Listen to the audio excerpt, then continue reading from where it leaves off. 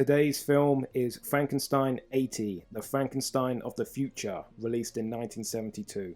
The film stars John Richardson and Gordon Mitchell as the eponymous Doctor.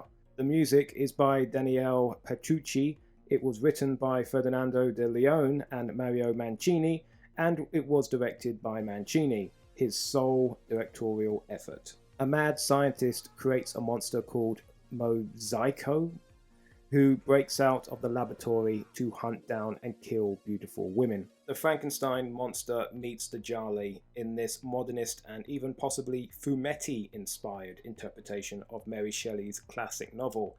Plenty of welcome nudity and H.G. Lewis-style Grand Guignol. Despite the bizarre mashup of modern murder mystery and classical Gothic, Frankenstein 80 is in no doubt as to what kind of film it is, and therefore I can be more forgiving of the generic police procedural that is riddled with plot holes. Because when you have a Frankenstein that looks like Kojak doing things to a nude stripper that Hammer Horror wouldn't even put into an export cut, then you really don't need plot.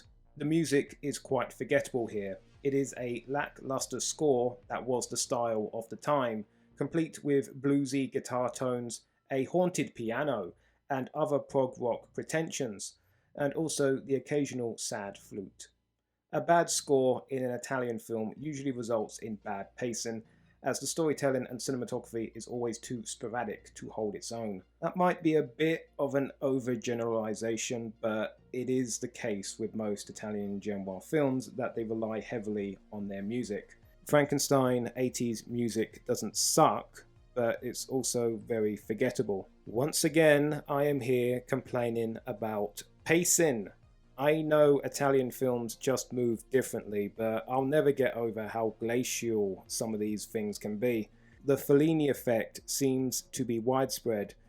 A few good moments of filmmaking and consistent atmosphere do not make a story, and despite Frankenstein walking about in a gumshoe hat and cloak being great in a knowingly kitsch kind of way, it gets repetitive after the 6th or 8th time. Direction is typical for a low-budget Italian film here. Most of it is verite handheld, with occasional splashes of fisheye, nothing you haven't seen from the early 70s. At least everyone has a good fashion sense. On to my conclusion.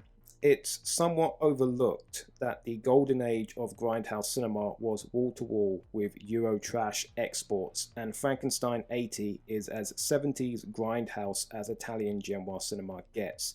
Public domain exploitation at its finest, despite this US version being softer than the European cut, if you can believe that.